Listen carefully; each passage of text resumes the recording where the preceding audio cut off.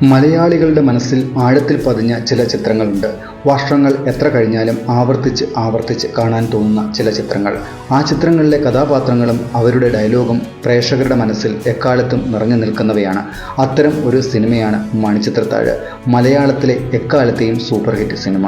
Doctor സണ്ണിയായി മോഹൻലാലും നകുലനായി സുരേഷ് ഗോപിയും നാഗവല്ലിയായി ശോഭനയും നിറഞ്ഞാടിയ ചിത്രം.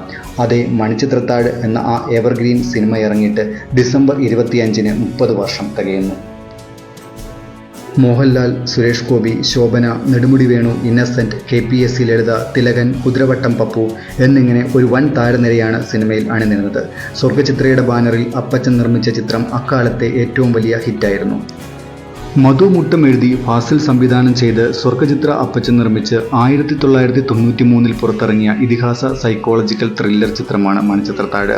സംവിധായകരായ സിബി മലയിൽ, പ്രിയദർശൻ, സിദ്ദിഖ് ലാൽ എന്നിവർ 2ാം യൂണിറ്റ് ഡയറക്ടർമാരായും പ്രവർത്തിച്ചു എന്നതാണ് ഈ ചിത്രത്തിൻ്റെ മറ്റൊരു പ്രത്യേകത.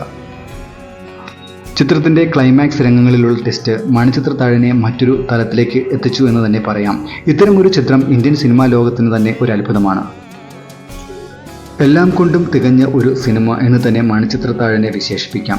കാരണം വൈകാരികത, ഹാസ്യം, പ്രണയം, നിഗൂഢത, സാംസ്കാരിക തനിമ, സംഗീതം ഇവയെല്ലാം അതിൻ്റെ എല്ലാ അർത്ഥത്തിലും സമന്വയിപ്പിച്ചിട്ടുള്ള ഒരു ചിത്രമായിരുന്നു ഇത്.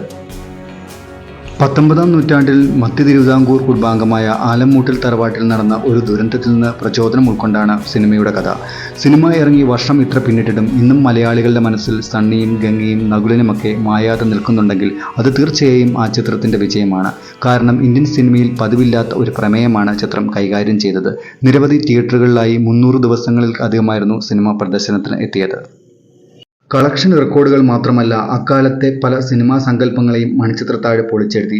ഇടവേളയ്ക്ക് തൊട്ടുമുമ്പ് മാത്രം പ്രത്യക്ഷപ്പെടുന്ന മോഹൻലാലിൻ്റെ നായിക കഥാപാത്രം, സുരേഷ് ഗോപിയുടെ നായികയായി ശോഭനയെത്തിയപ്പോൾ താരതമ്യേന ചെറിയ വേഷങ്ങൾ മാത്രം ചെയ്തിരുന്ന വിനയപ്രസാദാണ് മോഹൻലാലിൻ്റെ നായികയായി എത്തിയത്.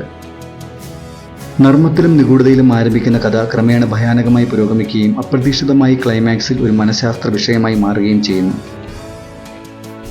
ചിത്രത്തിൻ്റെ രംഗങ്ങളെ കൂടുതൽ തീവ്രവും ഭയപ്പെടുത്തുന്നതുമാക്കുവാൻ ജോൺസൺ മാഷിൻ്റെ മ്യൂസിക്കൽ സ്കോറിന് സാധിച്ചു എന്നത് എടുത്തു പറയേണ്ട സവിശേഷതയാണ്.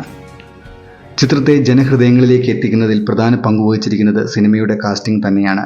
സിനിമയുടെ പെരുമ വാനോളം ഉയർത്തിയ പപ്പു, തിലകൻ, നെടുമുടി വേണു, KPSC ലളിത, ഇന്നസെന്റ് തുടങ്ങിയ അതുല്യ പ്രതിഭകളുടെ വിയോഗം മലയാള സിനിമയ്ക്ക് ഒരു തീരാ നഷ്ടം തന്നെയാണ്. മധു മുട്ടം എന്ന തിരക്കഥാകൃത്തിൻ്റെ എഴുത്തിലെ വൈവിധ്യമാണ് ഈ ചിത്രത്തിൻ്റെ ഏറ്റവും വലിയ വിജയത്തിന് കാരണം. എഴുത്തും ചർച്ചയുമായി 3 വർഷത്തോളം സമയമെടുത്താണ് മധു മുട്ടം ഈ ചിത്രത്തിൻ്റെ തിരക്കഥ പൂർത്തിയാക്കിയത്. ഫാസിൽ എന്ന സംവിധായകൻ്റെ മികവിനെ അടയാളപ്പെടുത്തുന്ന ചിത്രം കൂടിയായി ഇത് മാറി. സൈക്യാട്രിസ്റ്റ് ഡോക്ടർ വന്ന് ചികിത്സിച്ച് ഭേദമാക്കാം എന്നുള്ളൊരു രോഗത്തെ മാനസിക രോഗിയിലെ അപരവ്യക്തിത്വവും മന്ത്രവാദവും ഒക്കെയായി സിനിമയിൽ ചിത്രീകരിച്ചു. അതിലൽപ്പം ഹാസ്യവും കൂടി സംവിധായകൻ ഉൾപ്പെടുത്തിയപ്പോൾ മറ്റൊരു തലത്തിലേക്ക് ചിത്രം വഴിമാറുകയായിരുന്നു. ശോഭന എന്ന നടിയുടെ അഭിനയ ജീവിതത്തിലെ ഏറ്റവും ശക്തമായ കഥാപാത്രങ്ങളായിരുന്നു ഗംഗയും നാഗവല്ലിയുമൊക്കെ. അതുകൊണ്ട് തന്നെ മണിച്ചിത്രത്താഴ് എന്ന ഈ സിനിമയെ തേടിയെത്തിയത് നിരവധി അംഗീകാരങ്ങളാണ്. സംസ്ഥാന അവാർഡുകൾക്ക് പുറമെ ദേശീയ അവാർഡുകളും സിനിമയ്ക്ക് ലഭിച്ചു. മികച്ച നടിക്കുള്ള 1993-ലെ കേരള സംസ്ഥാന ചലച്ചിത്ര അവാർഡും 1994-ലെ ദേശീയ ചലച്ചിത്ര അവാർഡും ശോഭനയ്ക്ക് ലഭിച്ചതോടെ അത് സിനിമയുടെ കൂടി വിജയമായി മാറി. ഗംഗയായും നാഗവല്ലിയുമായുള്ള ശോഭനയുടെ ഭാവപ്പകർച്ചകൾ പ്രേക്ഷകർ ഏറെ ആവേശത്തോടെയാണ് സ്വീകരിച്ചത്. ശോഭനയുടെ അഭിനയ ജീവിതത്തിലെ ശക്തമായ കഥാപാത്രങ്ങൾക്ക് വേണ്ടി ശബ്ദം നൽകിയത് ഭാഗ്യലക്ഷ്മിയും തമിഴ് ഡബ്ബിംഗ് ആർട്ടിസ്റ്റായ ദുർഗയുമാണ്. മലയാളത്തിൽ നിന്ന് മറ്റു ഭാഷകളിലേക്ക് റീമേക്ക് ചെയ്യപ്പെട്ട സിനിമ എല്ലാ ഭാഷകളിലും വൻ വിജയമായി. തമിഴിൽ ചന്ദ്രമുഖിയായും ഹിന്ദിയിൽ ഫൂൽ ഫൂലയ്യ എന്ന പേരിലും ചിത്രം റീമേക്ക് ചെയ്യപ്പെട്ടു. ശോഭനയുടെ മാസ്മരിക പ്രകടനം കാഴ്ചവെക്കാൻ മറ്റാർക്കും കഴിഞ്ഞില്ലെങ്കിലും തമിഴിലും കന്നഡയിലും നായികമാർക്ക് ആ വർഷത്തെ അതാത് സംസ്ഥാനത്തെ മികച്ച നടികൾക്കുള്ള അവാർഡ് കിട്ടിയിരുന്നു. കാലമെത്ര കഴിഞ്ഞാലും മലയാളികൾ ഉള്ളിടത്തോളം കാലം മണിച്ചിത്രത്താഴ് എന്ന സിനിമ തലയെടുപ്പോടുകൂടി നിൽക്കും. കാരണം ആ സിനിമയിലെ ഓരോ കഥാപാത്രങ്ങളെയും രംഗങ്ങളെയും മലയാളികൾ അത്രമാത്രം നെഞ്ചിലേറ്റിയിട്ടുണ്ട്.